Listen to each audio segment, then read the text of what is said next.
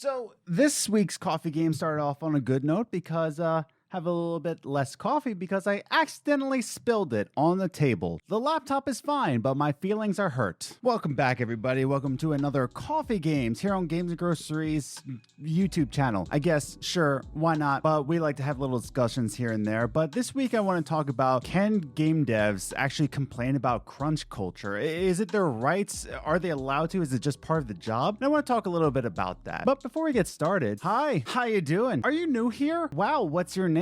Timothy?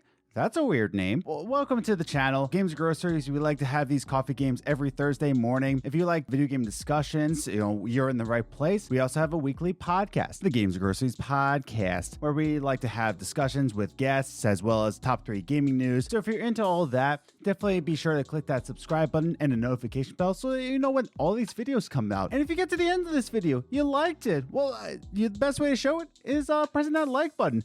Smash! Cool. That's great of you. So, let's get into this. You clicked on this video for a specific reason, answering the question, can game devs actually complain about crunch? And I think the first thing I should point out is that I'm not a game developer. I've never been part of game development culture or any kind of studio. I tried to design my own game once and it failed miserably. Didn't even get past the title screen. So I just want to put that out there. That's, I have no really stake in this. But as we get started from the outside in, let's talk about this. First, let's actually define, when we talk about crunch or even crunch culture, what is it? Let's define that first. So defining crunch first. Crunch is the result of poor time management as well as unrealistic roadmaps into developing your game. Crunch is when you get to the end point. You're getting to that release date. You're seeing the goal, but your game still isn't done. It might be 75% done and it's coming out in 3 weeks. So you have to crunch, meaning that you have to work 10, 12, 14-hour days just developing your game, just to release that game on that specific release date without delaying it, which is why Cyberpunk is in the news, because it had 3 delays, I think, right? 3 delays just in the same year in 2020 because it kept being pushed off. And this last one was because they need to test the game. QA testers, programmers need to crunch. They need to put in those hours to make that release date and make a perfect game. If you want to learn more about why the perfect game will never exist, I will link it right up here if you would like to watch that video. In the end, crunch is all about poor time management. You didn't plan this out correctly. And again, unrealistic roadmaps saying that we can get this kind of game done, a 90+ game on Metacritic with a wide open world within this time frame.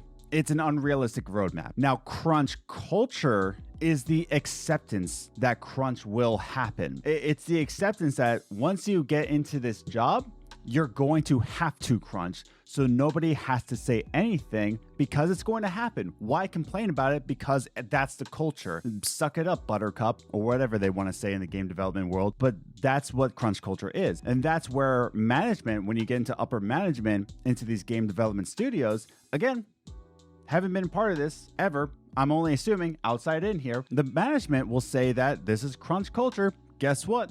Again, going back to suck it up, buttercup, that's exactly what they're going to do. Crunch culture is the acceptance that crunch will happen. And so management will say, it's fine that we don't have the game done yet because we'll just make everybody crunch, including sometimes themselves. Rockstar has done this before where upper management will crunch with the game devs. It has happened before, and I'm not trying to say it never happens, that management will just lean back and relax in their Hawaii studio. I don't know where I'm going with this, but they're a part of this too. Now, crunch culture is also a thing because upper management knows about the pressures and the high stakes going on here. Not just with fans demanding a game be put out right now. They need it now. I need to play Cyberpunk now. But it's also with a publicly traded company that their stock prices will go down. I keep going back to Cyberpunk here. I understand that might be annoying, but it's the most relevant currently as I'm filming this video. The stock prices of CD Projekt Red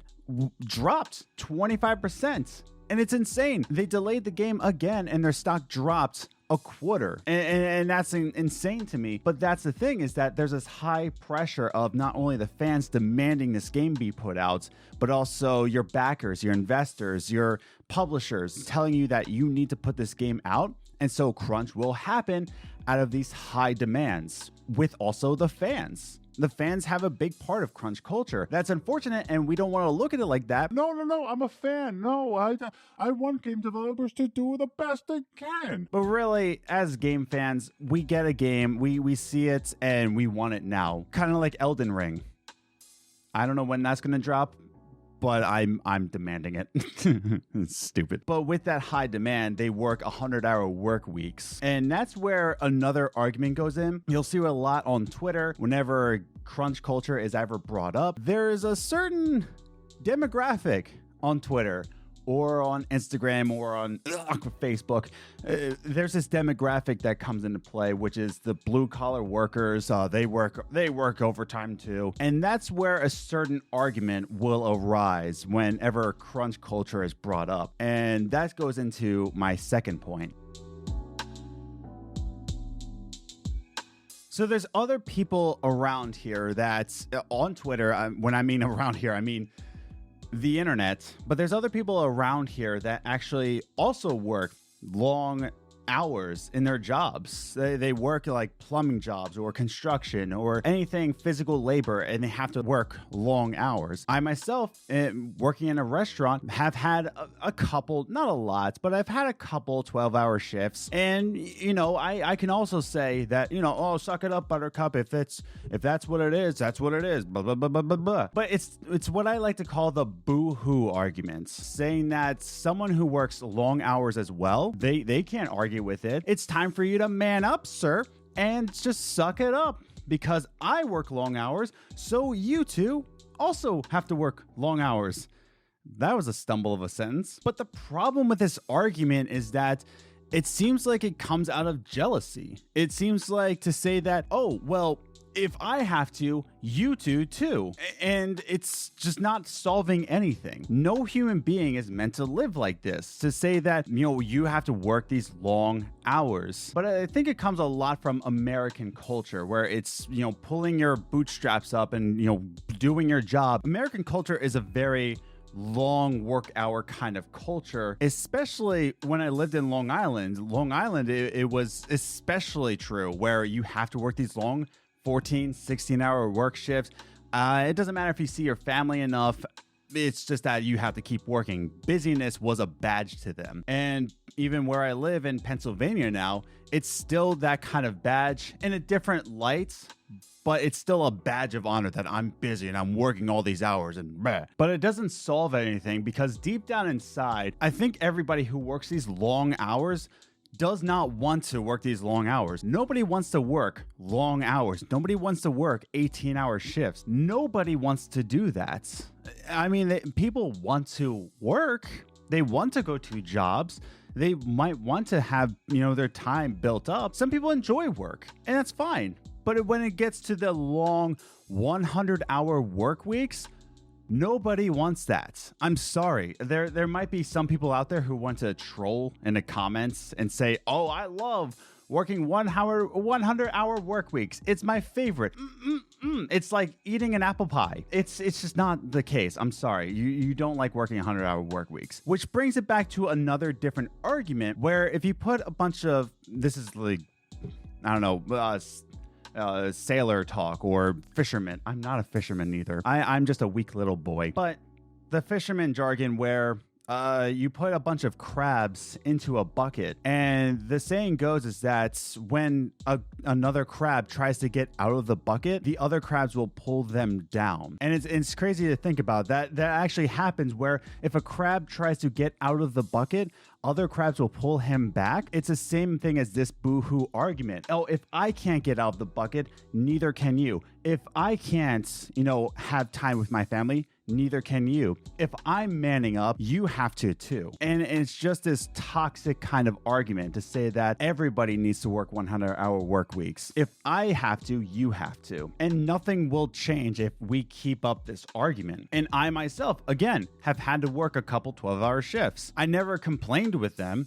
I'm not trying to say that, oh, my life is terrible, because there's plenty of people who work only 12-hour shifts. Trust me on that point. I never complained about it, but I didn't, have a water slide fun with it. But that's the thing. I'm not trying to say that everybody needs to work 12-hour shifts. Quite the opposite. Everybody needs to spend more time with their families. People who have kids need to spend more time with their kids. It goes to show that families who stick together will grow together, hopefully. But with these long hours, you have to cut out family time. You have to cut out your own personal hobbies. You have to cut out a lot of things. And that's, I'm talking too much about this, but I hate to see these arguments on Twitter, the boo-hoo arguments, but it solves nothing. But again, it goes into the crabs in the bucket, just pulling them back down. And it's just awful to think about. And it's an imagery that a lot of humans have to face, that we have to pull each other down because nothing will change. If someone tries to speak up, nothing will change. It doesn't matter. Just stay down with us. But that goes into my final points. If we're always silent, if we're always accepting this kind of culture, nothing will change. In the question of, can game developers, complain about crunch? Are they allowed to? In that kind of question, here's my final points. Silence is never golden. Somebody has to speak up or nothing will change. And that goes into my final points. So let's face the fact here. Nothing will ever change if no one ever speaks up. Those are facts. If you never speak up, if you never complain, nothing will ever change. Because here's the thing. If management never hears about any kind of complaints about anything that you do, why change the system? Nobody's complaining. Don't fix what's not broken. It's as simple as that. If you don't like something, speak up about it. Don't complain about it. Don't be like, wah, I need my nap time. Wah, I don't know what the heck. It's the morning, everybody. That's the thing, is that if you never complain, if you never speak up, nothing changes. That's that. There's a lot of times that I like to say to my bosses that saying, hey, I will do what I have to in my job, but I also need time with my wife. As simple as that. If they don't respect that, at least I spoke up. But most of the time when I do speak up and say that I would like more time with my wife, most people will respect that. But if I never speak up and say that I don't want to work long hours, guess what I'm going to get? Long work hours. Simple as that. And this is the problem, is that nobody is meant to live like this. Nobody is meant to live with 100-hour work weeks. But here's the thing. If crunch culture has to happen, let's say, argument's sake, that there's no getting around crunch, like unrealistic roadmaps are a thing. Poor time management will always be a thing. Humans will always make errors, especially with roadmaps. It will be a thing. Put that in argument's sake. If it does have to happen, let's follow again, going back to CD Projekt Red. When they first announced the crunch, they said that they will be paying full overtime. And that's great. And they also added that most people in Poland don't get this kind of treatment, don't get this kind of pay, but they're going to do it. If crunch culture has to happen, there needs to be benefits involved. There needs to be overtime payment. You can't just ask people to work 60 more hours a week with no better pay. There's no double pay. There's nothing. There's not even a benefit here. There's no, I don't know, at the end you get a chocolate bar. At the very least, I don't know. But if there's no benefits involved, you're just forcing people to work for no reason at all. Because of your screw up as a manager, now everybody has to pay for it for no extra charge. That's ridiculous. So with speaking up, if crunch culture has to happen, there needs to be benefits involved. We have to speak up. Not only the game devs have to speak up, but us, the fans, have to speak up that we won't accept this. And I don't think boycotting a game is the right answer. If you don't buy a game that's already made, I don't know. It's just, I don't think that's the right move, because now the people who did do all those crunch hours don't get paid. They don't get their bonuses because it didn't reach their sales numbers. I mean, look at New Vegas, that they were point short on Metacritic from getting a bonus from Bethesda or ZeniMax. I forget who was giving the bonus, but they were 1 point shy. So the fact that we have to boycott a game, I don't think that's the answer. I don't know what the right answer is, to be honest with you, but we have to call these companies out. I love what Jason Schreier is doing in writing these articles, calling out these game development managers. We have to call these people out, or else everybody has to suffer. Crunch culture might have to be a thing. It might have to be. That's an unfortunate side to it. But at least there needs to be benefits involved. At least if they do complain about it, if game devs do speak up about crunch culture, at least the result will be they get automatic overtime payment, they get a massive bonus, so that it incentivizes management to always do better time management so they don't have to pay out that sweet cheddar that they made from their other bonuses as being a manager. So it incentivizes the managers saying that I don't want to pay that much money, I don't want to pay overtime, so I guess I better do a better time management and realistic roadmaps. I hope that makes sense, but I want to hear from you.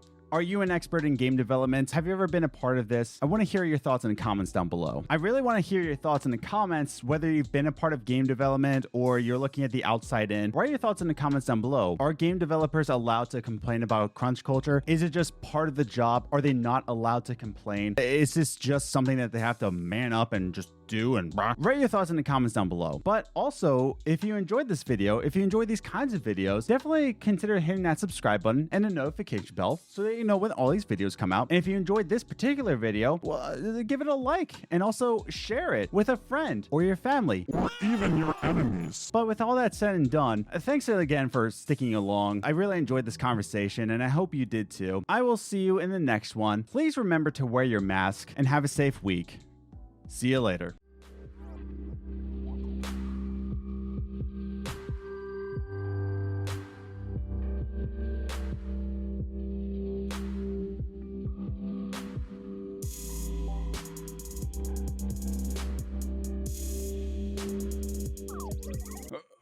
Oh no.